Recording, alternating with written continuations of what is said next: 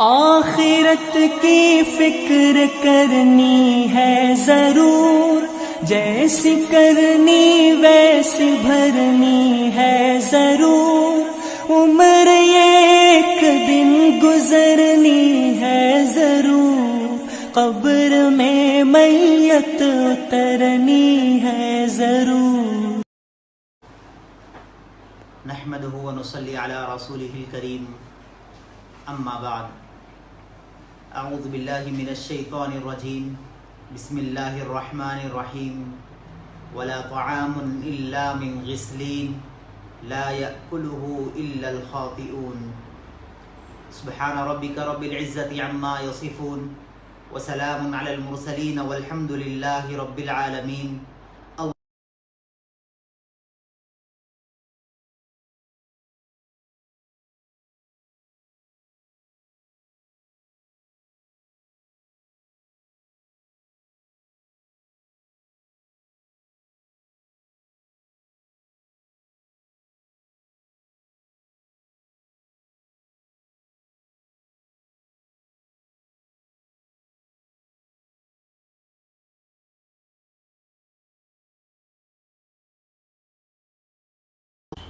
آج کے پروگرام میں جہنم کے متعلق کچھ باتیں عرض کی جائیں گی۔ اللہ رب العزت نے انسان کے درمیان میں دو راستے رکھ دیے ہیں، یا تو وہ سیدھے راستے پہ چل کر جنت کی طرف جائیں، یا پھر برے راستے کو اختیار کر کے جہنم کی طرف جائیں۔ کسی نے کیا خوب کہا ہے کہ اے انسان، تیرا اٹھنے والا ہر قدم یا تو جنت کی طرف جائے گا یا پھر جہنم کی طرف جائے گا۔ انسان کو کوشش اس بات کی کرنی ہے کہ میرا ہر عمل، ہر اٹھنے والا قدم، ہر کام اللہ کو راضی کرنے والا ہو، جس کے ذریعے سے میں جنت میں اپنا مقام بنا لوں۔ ایک تو یہ ہے کہ آدمی کو اس کی تیاری کرنا ہے، اور پھر دوسرے آدمی کو اللہ رب العزت سے دعا مانگنا بھی ہے۔ یہ رمضان المبارک کا مہینہ چل رہا ہے، چند ایام اس کے اختتام کے لیے باقی رہ گئے ہیں۔ اللہ کے نبی صلی اللہ علیہ وسلم نے فرمایا، ہلاک ہو جائے وہ شخص، برباد ہو جائے وہ شخص جس کو رمضان المبارک کا مہینہ ملے اور پھر میں اس کی مغفرت نہ ہوئی ہو۔ دوسرا عشرہ مغفرت کا گزر چکا ہے، اب تیسرا عشرہ جہنم سے آزادی کا ہے۔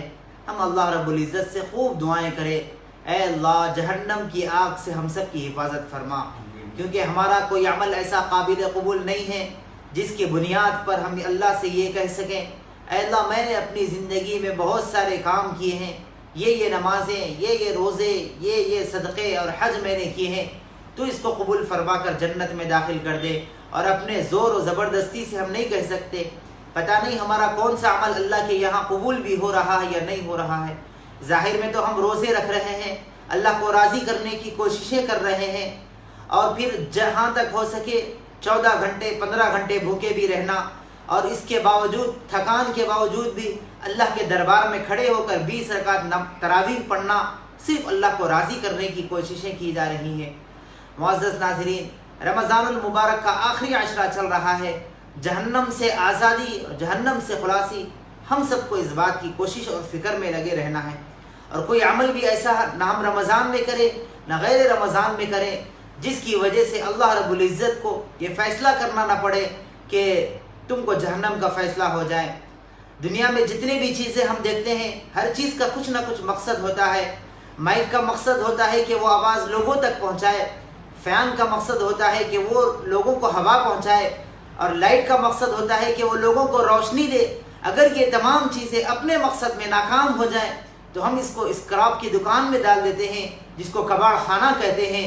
اللہ رب العزت نے بھی فرمایا، اے انسان میں تم کو دنیا میں اپنی عبادت کے لیے بھیجا ہے، وما خلقت الجن والانس الا لیعبدون۔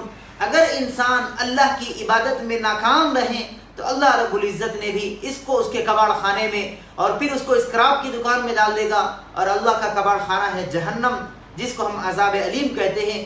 وہ جہنم اتنی سخت ہے جس کے بارے میں فرمایا گیا کہ ایک آدمی جہنمی جس کو اس میں داخل کیا جائے گا، وہ پیاس کی شدت سے اگر پوچھا، اے اللہ مجھے پانی کی شدت لگ رہی ہے، پیاس کی شدت ہو رہی ہے، مجھے پینے کے لیے پانی چاہیے، تو فرشتے اس کو ایسا کھولتا ہوا پانی دیں گے کہ جب وہ اس کو پئیں گے تو اس کے پیٹ کے اندر یا پاخانے کے راستے سے باہر نکل جائیں گے، اور پھر یا تو اس کو ایسا پیپ اور خون دیا جائے گا جس کو پی نہ سکے گا، جس کی بو سے وہ پریشان رہے گا، اور جب کھانے کے لیے پوچھا جائے گا تو پھر فرمایا وَلَا طَعَامٌ إِلَّا مِنْ غِسْلِينَ لَا يَأْكُلُهُ إِلَّا الْخَاطِئُونَ۔ میرے محدود مطالعے کے مطابق میں یہ بات سارے ناظرین سے، سامعین سے کہوں گا کہ سورہ حاقہ قرآن کریم کی ایک ایسی صورت ہے جس میں اللہ رب العزت نے اپنے انعامات سے بھی اور جہنم کے عذاب سے بھی ڈرایا ہے۔ ہر مومن کو چاہیے، ہر انسان کو چاہیے کہ اس سورہ حاقہ کا ترجمہ پڑھے، سورہ حاقہ کو پڑھے۔ اللہ رب العزت نے اس میں جو عذاب بیان کیا ہے اس سے اپنے دل میں خوف اور ڈر کو پیدا کرے، یہ سب کے لیے ضروری ہے۔ ایک ایسا کانٹے دار پھل دیا جائے گا کہ وہ کھا نہ سکے گا، نہ نگل سکے گا، نہ اس کو دیکھ سکے گا، اتنا بھیانک اس کا عذاب ہوگا۔ اللہ کے نبی صلی اللہ علیہ وسلم نے فرمایا جہنم کا عذاب اتنا سخت ہے۔ اور پھر ایک بات یہ بھی یاد رکھ لے، نوجوان خاص کر سن لے، کہ وہ آدمی جو دنیا میں لذتوں کے خاطر، خواہشوں کے خاطر اپنے خواہشات کو پورا کرتا ہے، جہنم میں ایک ایسا ازدہا سانپ اس کے اوپر مسلط کر دیا جائے گا، وہ اس کے جسم کے ایک ایک رونگٹے کو ڈس مارتا جائے گا، اس کے ڈنگ کی وجہ سے اس کے جسم میں جب زہر پھیلے گا وہ تڑپ اٹھے گا۔ پوچھا جائے گا اے اللہ اس کو یہ عذاب اتنا سخت کیوں دیا جا رہا ہے؟ اگر آپ چاہتے تو ایک سانپ مسلط کر دیتے، وہ اس کو ڈنک مارتا، لیکن ایک ایک رونگٹے میں اس کو ڈنک مارنے کی کیا وجہ ہے؟ اللہ فرمائیں گے یہ وہ بندہ ہے جو اپنے خواہشات کو پورا کرنے کے لیے ایک ایک ڈنگ سے، ایک ایک حصے سے، جسم کے ایک ایک رونگٹے سے وہ مزے لیا کرتا تھا گناہ کرتے وقت۔ آج ہم اس کو یہ عذاب دیں گے کہ ازدہا سانپ اس کے جسم کے ایک ایک رونگٹے کو ڈسے گا۔ معزز ناظرین، اتنا سخت عذاب ہوگا۔ اور جہنم کی آگ کے بارے میں اللہ کے نبی صلی اللہ علیہ وسلم نے فرمایا اتنا سخت جہنم کی آگ ہوگی، دنیا کی جو آگ ہوگی جس میں آدمی ایک لمحے کے لیے اپنی انگلی کو رکھنا پسند نہیں کرتا، اس سے 70 گنا زیادہ جہنم کی آگ ہوگی۔ 70 سال سے جہنم کی آگ کو تپایا جائے گا اور پھر اس میں اس جہنمی کو ڈالا جائے گا۔ سوچئے وہ کتنا سنگین مرحلہ ہوگا۔ اور پھر اتنا نہیں کہ آدمی کو اس میں ڈال دیا جائے اور پھر آدمی اس میں جل کر کباب بن جائے، پھر اس کی زندگی ختم ہو جائے گی، ایسا نہیں ہے۔ 70 گز موٹی اس کی کھال ہوگی اور پھر اس کا ایک ایک دانت احد پہاڑ جیسے برابر ہوگا، اور پھر بعض روایتوں میں کئی کلومیٹر دور تک ایک ایک دانت کو بنایا جائے گا، اور پھر انسان کے 32 دانت اتنے بڑے ہوں گے، اس کا حلیہ اتنا بڑا ہوگا، اور پھر جب اس کو جہنم میں ڈالا جائے گا اس کو سخت عذاب ہوگا۔ کسی نے پوچھا اے اللہ کے نبی صلی اللہ علیہ وسلم انسان کے جسم کو اتنا موٹا بنانے اور اتنا بڑا بنانے کی اللہ کو کیوں ضرورت پیش آئی؟ اللہ کے نبی نے فرمایا اللہ کے ذریعے سے کہ اللہ نے اس لیے اس کے جسم کو اتنا موٹا بنایا ہے کہ جتنی دیر اس کے جسم کی جلد جلتی رہے گی اور جتنا وہ تڑپتے رہے گا اس کو اتنا گناہ کا احساس ہوتا جائے گا۔ اس طریقے سے جہنم میں انسان کو جلایا جائے گا۔ اللہ کے نبی صلی اللہ علیہ وسلم جب معراج میں جنت کے مقام پر گئے تھے اور جہنم کا بھی نظارہ کیے تھے، کئی لوگوں کو دیکھا، کئی عورتوں کو دیکھا جو جہنم کی آگ میں جل رہی تھی۔ اللہ کے نبی نے جبرائیل سے پوچھا اے جبرائیل مومنوں کی سب سے کم سزا کیا ہوگی؟ جبرائیل نے فرمایا سب سے کم سزا یہ ہے کہ لوہے کی آگ سے بنے ہوئے جوتے اس کے پیر میں پہنا دیے جائیں گے، یہ سب سے کم سزا اس کی ہوگی۔ اگر لوہے سے بنے ہوئے آگ سے بنے ہوئے جوتے اس کے پیر میں پہنا دیا جائے پھر اس کا کیا حال ہوگا؟ ہم کو یہ بات سوچنی چاہیے۔ معزز ناظرین، اللہ کے نبی صلی اللہ علیہ وسلم نے جہنم میں چند عورتوں کو دیکھا۔ ایک عورت بالوں کے ذریعے سے لٹکائی جا رہی تھی۔ پوچھا یہ کون عورت ہے؟ فرمایا یہ وہ عورت ہے جو دنیا میں بے پردہ گھوما کرتی تھی اور نامحرم اور لوگوں کے سامنے اس کا جانا اس کا شعار بن چکا تھا۔ یہ وہ عورت ہے جس کو آج بالوں کے ذریعے سے لٹکایا جا رہا تھا۔ اللہ کے نبی صلی اللہ علیہ وسلم نے فرمایا یہ صرف عورتوں کے لیے نہیں بلکہ مردوں کے لیے بھی یہی ہے۔ وہ مرد جو نامحرم عورتوں کے سامنے جاتے ہیں، جن سے بات کرنے میں فخر محسوس کرتے ہیں، نامحرموں پر اپنی نگاہوں کو ڈالنا اپنے لیے باعث فخر سمجھتے ہیں، ان کے لیے بھی عذاب ہوگا کہ بالوں کے ذریعے سے ان کو لٹکایا جائے گا۔ ایک بات یہاں پر عرض کر دوں، اللہ کے نبی صلی اللہ علیہ وسلم نے فرمایا اگر کوئی مرد نوجوان گزر رہا ہو، کسی نامحرم عورت پر اس کی نگاہ پڑ جائے، فوراً وہ اس کی نگاہ کو ہٹا لے، اسی وقت اللہ رب العزت اس کے لیے مغفرت کے فیصلے کر دیے ہیں۔ کتنا عظیم مرتبہ اس کو دیا جا رہا ہے۔ ایک مرتبہ نامحرم پر نگاہ پڑے اور فوراً اس کو ہٹا دے تو پھر اس کے لیے اتنا بڑا ثواب ہے۔ تو ہم کتنے نامحرموں کو روزانہ اپنی آنکھوں سے دیکھتے ہیں۔ اللہ رب العزت نے کتنے ہمارے نام اعمال میں گناہ لکھ دیے ہوگے، لیکن وہ اللہ غفور الرحیم ہے۔ اللہ سے اگر توبہ کر لے، معافی مانگ لے، اللہ رب العزت معاف کرنے کے لیے تیار ہے۔ دوسری وہ عورت تھی جس کو زبان کے بل لٹکایا جا رہا تھا۔ ایک تو زبان کو پکڑنے پر تکلیف محسوس ہوتی ہے، لیکن زبان سے جس کو لٹکایا جا رہا ہوگا، پوچھا گیا جبرائیل سے کہ جبرائیل یہ کون عورت ہے؟ فرمایا یہ وہ عورت ہے جو زبان پر لگام نہ دیتی تھی، جو بات کرتی تھی تو سخت بات کرتی تھی۔ اسی طریقے سے مرد بھی وہ ہوتے ہیں جو لوگوں کو زبان سے ایسی بات نکال دیتے ہیں جس کی وجہ سے سامنے والے کو تکلیف پہنچتی ہے۔ فرمایا ان لوگوں کو جہنم میں یہ عذاب دیا جائے گا کہ زبان کے بل ان کو لٹکا دیا جائے گا۔ اور تیسرے وہ عورتیں تھیں جس کو پستانوں کے بل لٹکایا گیا۔ پوچھا یہ کون عورت ہے؟ فرمایا یہ وہ عورت ہے جو دنیا میں پاکی اور ناپاکی کا خیال نہ رکھتی تھی۔ مرد بھی اب غسل واجب ہونے کے بعد سارا دن گزارا کرتے ہیں، لیکن غسل کو اپنے لیے ضروری نہ سمجھتے، پیشاب کے قطروں سے نہ بچا کرتے ہیں۔ مرد بھی وہ ہوتے ہیں جو پاکی کا خیال نہ رکھتے، عورتیں بھی وہ ہوتی ہیں جو پاکی کا خیال نہ رکھتی۔ ان لوگوں کو قیامت کے دن پستانوں کے بل لٹکایا جائے گا۔ اور پھر چوتھی وہ عورت تھی جس کے پیر سینے پر باندھ دیے گئے تھے اور ہاتھ سر پر باندھ دیے گئے تھے۔ پوچھا یہ کون عورت ہے؟ فرمایا یہ غیر محرم سے تعلق رکھتے تھے، ان سے بات کرنا اور غیر محرموں سے گفتگو کرنا ان لوگوں کا مقصد تھا، اس کی وجہ سے ان کو یہ سزا دی جا رہی تھی۔ اگلی چیز یہ تھی، چھٹی چیز یہ تھی کہ جن کے چہرے خنزیر کے بنے ہوئے تھے اور پھر ان کے جسم گدھے کے مانند تھا۔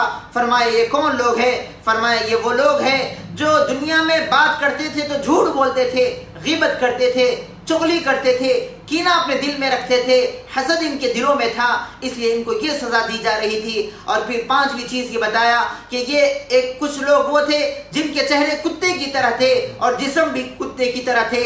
آگ کو ان کے منہ سے داخل کیا جا رہا تھا، پاخانے کے راستے سے آگ باہر نکل رہی تھی۔ فرمایا یہ کون لوگ ہیں؟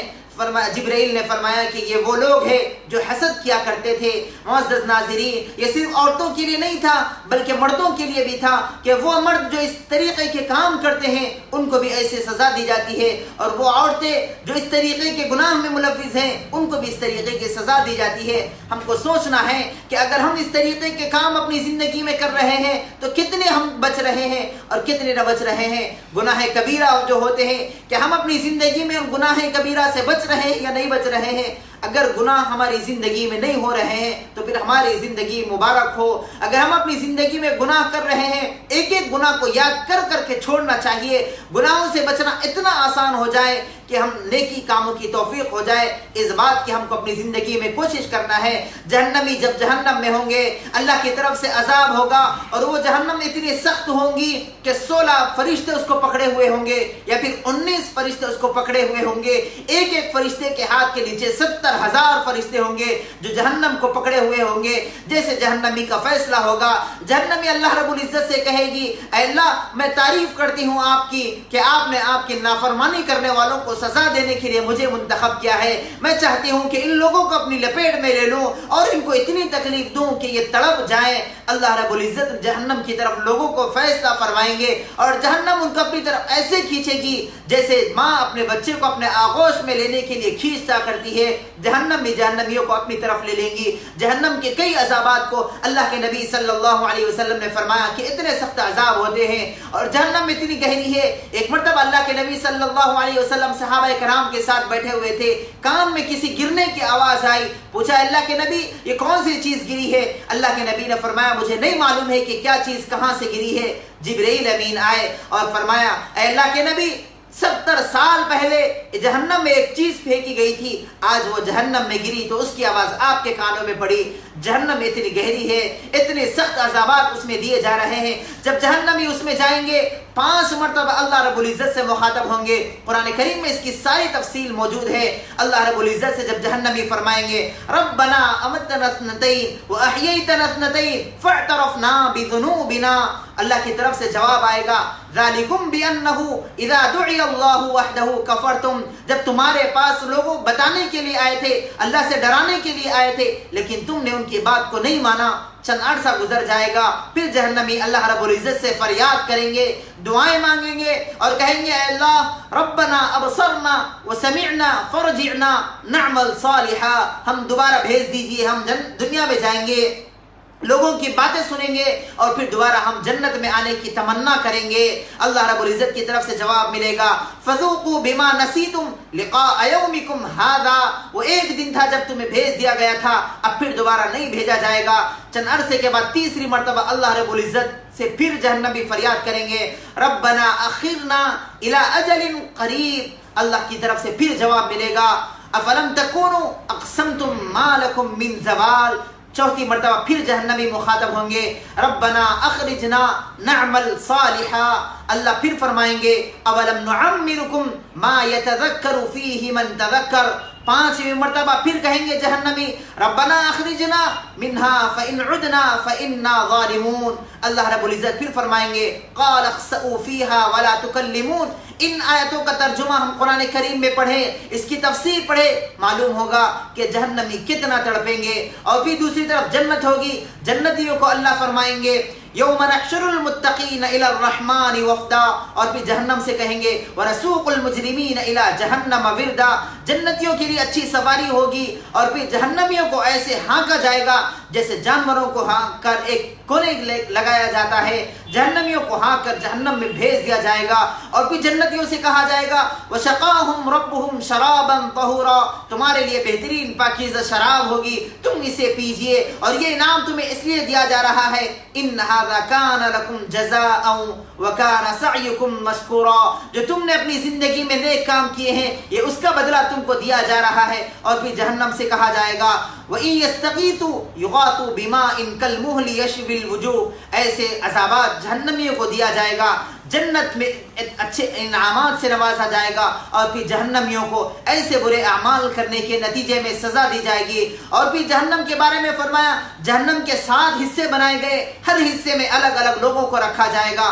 پہلی جہنم کے بارے میں فرمایا جہیم، جس کا نام رکھا گیا قرآن کریم میں اللہ نے فرمایا وَلَا طَعَامٌ إِلَّا مِنْ غِسْلٍ، پہلی جہنم جہیم ہوگی جس کے بارے میں فرمایا گیا کہ اس میں مشرکین کو ڈالا جائے گا۔ اور پھر فرمایا گیا دوسری جو جہنم ہوگی سعیر ہوگی، فریق فی الجنت و فریق فی السعیر، اس میں بھی جہنمیوں کو ڈالا جائے گا۔ اور تیسری جہنم ہوگی لظا، جس کے بارے میں فرمایا کلا انہا لظا، اس میں یہود کو داخل کیا جائے گا۔ اور پھر دوسری اور ایک جہنم ہوگی جس کے بارے میں کہا گیا اس کا نام حطمہ ہوگا۔ قرآن کریم میں اللہ نے فرمایا وما ادراک ما الحطمہ نار اللہ الموقدہ، ایک اور جہنم ہوگی جس کا نام ہوگا ہاویہ فَأُمُّهُ هَاوِيَةٌ، اللہ نے قرآن کریم میں فرمایا اس میں منافقین کو داخل کیا جائے گا۔ اور پھر آخری جہنم جو ہوگی ویل، جس کے بارے میں فرمایا أَلَمْ تَرَ كَيْفَ فَعَلَ رَبُّكَ بِأَصْحَابِ الْفِيلِ أَلَمْ يَجْعَلْ كَيْدَهُمْ فِي تَضْلِيلٍ وَأَرْسَلَ عَلَيْهِمْ طَيْرًا أَبَابِيلَ، اس پوری صورت میں فرمایا گیا فَوَيْلٌ لِّلْمُصَلِّينَ، یہ وہ جہنم ہوگی جس میں 90 نمازیوں کو داخل کیا جائے گا۔ اللہ کے نبی صلی اللہ علیہ وسلم کے سامنے ایک مرتبہ جبرائیل آئے تھے اور فرمایا اے اللہ کے نبی یہ وہ جہنم ہے جس میں بے نمازی کو داخل کیا جا رہا ہے۔ اللہ رب العزت نے جہنمی کے بارے میں پوچھتے ہوئے جبرائیل سے پوچھا اس جہنم میں اور کون داخل ہوں گے؟ فرمایا اس میں قارون ہوگا، حامان ہوگا، شداد ہوگا۔ اور پھر اللہ کے نبی پوچھنے پر فرمایا کہ اس میں وہ لوگ داخل ہوں گے اور بھی بہت سارے لوگ داخل ہوں گے۔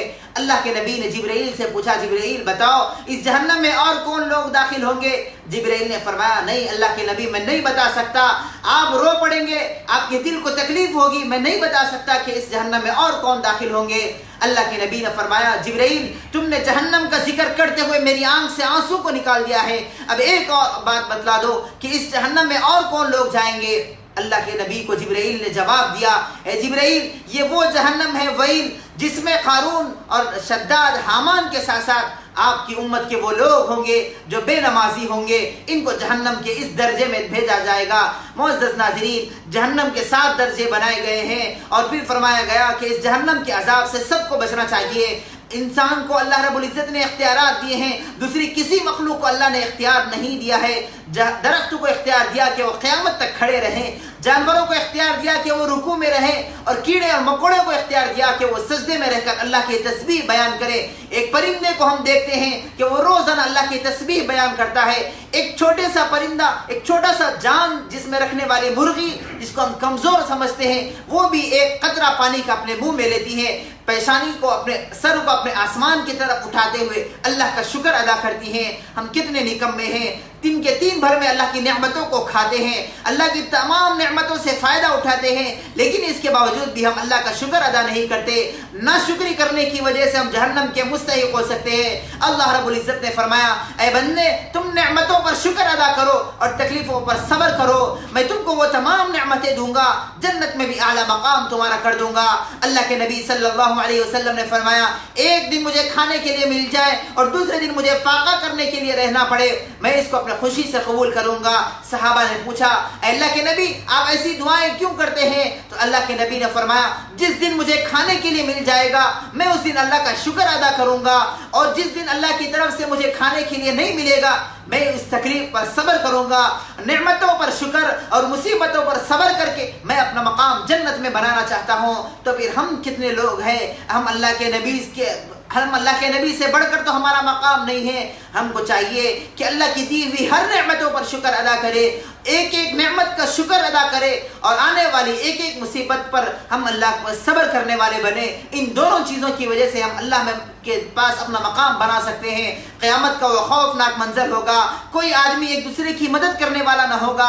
اس وقت ہم کہاں جائیں گے، کس سے مدد مانگیں گے، کون اپنا مدد کرنے والا ہوگا؟ اللہ کے نبی صلی اللہ علیہ وسلم نے فرمایا، میں اپنی امت کے ایک ایک آدمی کو پکڑ کر جنت میں لے جاؤں گا، اس وقت تک میں جنت میں نہیں جاؤں گا، لیکن وہ امت بھی وہ امت ہونی چاہیے جیسے اللہ کے نبی بتائے ہیں، اللہ کے نبی کی سنتوں پر عمل کرنے والی ہو، اللہ کے نبی کو راضی کرنے والے ہو، چہرہ ایسا ہو کہ اللہ کے نبی دور سے دیکھ کر کہیں، اے اللہ اس کو معاف کر دے، اس سے حساب نہ لے، میں جانتا ہوں اس کو، یہ میرا امتی ہے۔ اللہ ہم سب کے ایسی دوہری محرومی سے بچائے، کہیں ایسا نہ ہو اللہ کے نبی یہ نہ کہیں، اے اللہ میں جانتا نہیں کہ یہ کون آدمی ہے، ہو سکتا دنیا میں اس کا نام مسلمانوں کے نام فہرست میں تھا ہوگا، لیکن میرا یہاں اس کا کوئی مقام نہیں۔ اللہ ایسی محرومی سے ہماری حفاظت فرمائے، جہنم کے آگ سے ہماری حفاظت فرمائے، اور اس نبی کو دیدار سے ہماری حفاظت، اور اس نبی کے دیدار سے ہمیں محروم نہ فرمائے جس کے بارے میں آپ نے قرآن کریم میں فرمایا، جس کے زلفوں کے بارے میں آپ نے کہا واللیل، جس کے چہرے کے بارے میں آپ نے فرمایا والضحیٰ، جس کے آپ نے قسم کھائی ہے قرآن کریم میں، جس کو آپ نے یہ مقام دیا ہے کہ جس کی طرف ہمارا نبی اشارہ کر دے اللہ اس کو جنت میں داخل کر دے۔ ایسا پیارا نبی ہوگا، وہ کتنا پیارا نبی ہوگا جو ہمارے لیے 23 سال اپنے جسم پر تکلیفیں کھائی ہیں، بھوکا رہنا پسند کیا ہے لیکن امت کو تکلیف میں رکھنا پسند نہیں کیا۔ وہ کتنا پیارا نبی ہوگا جو آخر مرحلے میں بھی اپنی امت کی فکر کرتے ہوئے اللہ سے وعدہ لے لیا ہے، اے اللہ میرے بعد میری امت کا کیا ہوگا؟ تو اللہ نے وعدہ کیا ہے، اے نبی تم ہمارے پاس آ جاؤ، ہم آپ کی امت کو تنہا نہیں چھوڑیں گے۔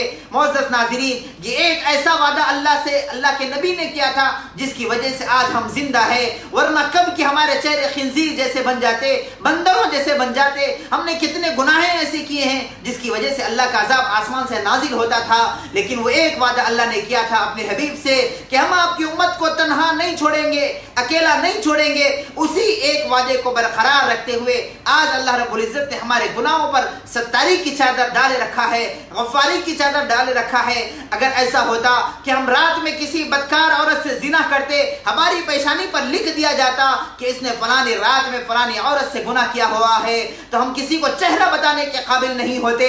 اگر ہم جھوٹ بولتے، ہماری زبان پر زخم پڑ جاتا تو ہم کسی سے بات کرنے کے قابل نہیں ہوتے۔ ہماری شرمگاہوں سے کوئی گناہ ایسا ہو جاتا جس کی وجہ سے لوگوں کو معلوم ہو جاتا کہ اس نے گناہ کیا ہے، تو ہم لوگوں کے سامنے بیٹھنا پسند نہیں کرتے۔ اگر ہم ہمارے جسم سے اتنے گناہ کر بیٹھے کہ جسم سے بدبو آنے لگی تو کوئی دوست ہمارے قریب بیٹھنا پسند نہیں کرتا۔ شفقت کرنے والی ماں، محبت کرنے والی ماں، شفقت کرنے والا باپ، وفاؤں کی امیدیں جتانے والا بیوی بھی ہمارے قریب میں بیٹھنا پسند نہیں کرتی اگر ہمارے جسم سے بدبو آتی۔ لیکن وہ اللہ کتنا کریم ہے، کتنا رحیم ہے، کتنا غفور ہے کہ ہمارے اوپر گناہوں کی چادر ڈالے رکھا ہے۔ ہم اللہ سے دعا کرتے ہیں، اللہ رب العزت جس طریقے سے آپ نے دنیا میں ہمارے گناہوں کو چھپا رکھا ہے، قیامت میں بھی ہمارے گناہوں کو اس طریقے سے چھپا دیجئے کہیں اللہ کے نبی کو رسوا ہونا نہ پڑے، اللہ کے نبی کو رونا نہ پڑے، اللہ کے نبی کو افسوس کرنا نہ پڑے کہ یہ کون سا بندہ ہے جس نے اپنی زندگی میں اتنے گناہ کیے ہیں۔ معزز ناظرین، اللہ کے نبی صلی اللہ علیہ وسلم کا لاج ہم کو رکھنا ہے، ایک ایک سنتوں کو اپنی زندگی میں لانا ہے۔ کبیرہ گناہ جو بیان کیے گئے ہیں، اس وقت وقت نہیں کہ تفصیل بیان کر دے، لیکن جتنے بھی کبیرہ گناہ ہیں ان سب سے ہم کو بچنا چاہیے، اور کبیرہ گناہ کے ساتھ ساتھ سنتوں پر عمل کرنا اپنی زندگی میں لانا چاہیے۔ اللہ نے فرمایا اللہ کے نبی کے ذریعے سے، اليوم اکملت لکم دینکم واتممت علیکم نعمتی ورضیت لکم الاسلام دینا۔ حجۃ الوداع کے موقع پر یہ نازل کرتے ہوئے اللہ نے فرمایا، اے نبی آج ہم نے تمہارے اوپر دین کو مکمل کیا ہے، سارے دین کا خلاصہ ختم ہو گیا ہے، لیکن اپنی امت سے یہ کہہ دو وَرَضِيتُ لَكُمُ الْإِسْلَامَ دِينًا، اس حال میں میرے پاس آئیں کہ میں ان سے راضی ہو جاؤں، اسلام پر وہ راضی رہیں، اسلام کی باتوں کو وہ مانتے رہیں، اور پھر اس حال میں وہ میرے پاس آئے تو پھر ان کے لیے کامیابی ہے۔ اللہ ہم سب کی حفاظت فرمائے۔ اگر ایسی زندگی ہم گزارے کہ اللہ ناراض رہے، اللہ کا نبی ناراض رہے، گناہوں میں ہم اپنی زندگی گزارے، رمضان کا موقع ہم کو ملا ہے، کسی کی زندگی میں رمضان آ جائے اس کی مغفرت نہ ہو تو ہلاک ہونے کی بد دعا کی گئی ہے۔ رمضان کو ہم سوتے ہوئے گزار رہے ہیں، غفلتوں میں گزار رہے ہیں، موبائلوں پر اپنا وقت گزار رہے ہیں، بے حیائی کے کاموں کو ہم رمضان میں بھی نہیں چھوڑے، جھوٹ بولنا، غیبت کرنا اور پھر چغلی کرنا، حسد کرنا، لوگوں پر بہتان لگانا، ایک دوسرے کے خلاف کرنا، ایک دوسرے کو تکلیف پہنچانا۔ افسوس کے ساتھ کہنا پڑتا ہے کہ رمضان المبارک میں بھی ہم ان چیزوں سے نہ بچے۔ ایک تو رمضان المبارک ہے، شیطان کو قید کر دیا گیا ہے، دوسرے لاک ڈاؤن ہے، لوگوں کو گھروں میں محبوس اور قید کر دیا گیا ہے، اس کے باوجود بھی ہم گناہ پر گناہ کرتے جا رہے ہیں۔ وہ گناہ جو ہم مجمع میں نہیں کر سکتے تھے، تنہائی میں وہ تمام گناہ ہم کر رہے ہیں۔ کتنی کیسی زندگی ہم گزار رہے ہیں، غفلت والی زندگی گزار رہے ہیں۔ پچھلے 60 اور 70 دن سے ہر آدمی کے زبان پر یہی ہے کہ ہم بیماری کی وجہ سے، وائرس کی وجہ سے پریشان ہیں، لیکن کوئی آدمی کسی بھی وقت میں 2 رکعت نماز پڑھ کے اللہ سے دعا یہ نہیں کیا، اے اللہ اس وائرس کی وجہ سے ہم پریشان ہیں، اس وبا کو اپنی طرف سے دور بھگا دے۔ کسی کو توفیق اس بات کی نہیں ہوئی۔ ہم لوگوں کو تو برا کہتے ہیں، ہم حکومتوں کو تو برا کہتے ہیں، لیکن اپنے آپ کو بدلنے کی کوشش نہیں کرتے، اپنے آپ کو بدلنے کی فکر نہیں کرتے۔ ضرورت اس بات کی ہے کہ اللہ نے ہمارے سامنے 2 راستے رکھ دیے ہیں، سیدھے راستے کا انتخاب کرے۔ ہم دن میں 5 وقت میں نماز پڑھتے ہیں، اللہ سے یہی دعا کرتے ہیں، اهدنا الصراط المستقیم، اللہ سیدھا راستہ ہم کو بتا، سیدھا راستہ بتا۔ کون سا سیدھا راستہ؟ کس کو ہم سیدھا راستہ مانے اور کس کو سیدھا راستہ بتایا گیا ہے؟ فرمایا صراط الذین انعمت علیہم، ان لوگوں کو جس کو آپ نے سیدھا راستے پر انعام نوازا ہے، ایسا راستہ ہم کو بتا دے۔ ہم اللہ سے دعائیں کرتے ہیں لیکن کوشش بھی نہیں کرتے۔ نماز میں سورہ فاتحہ پڑھتے ہیں، ہر وہ بچہ جو نماز پڑھتا ہے اس کو نیند سے اٹھا کر پوچھا جائے وہ سورہ فاتحہ کو اس انداز میں پڑھے گا کہ ایک غلطی اس سے نہ ہوگی، کوئی چوک اس سے نہیں ہوگی، لیکن اس کے باوجود بھی سورہ فاتحہ کے تاثرات ہماری زندگیوں میں نہیں آئے، ہمارے دل پر اس سورہ فاتحہ کا کوئی اثر نہیں ہوا، اهدنا الصراط المستقیم کا کوئی اثر نہیں ہو رہا ہے۔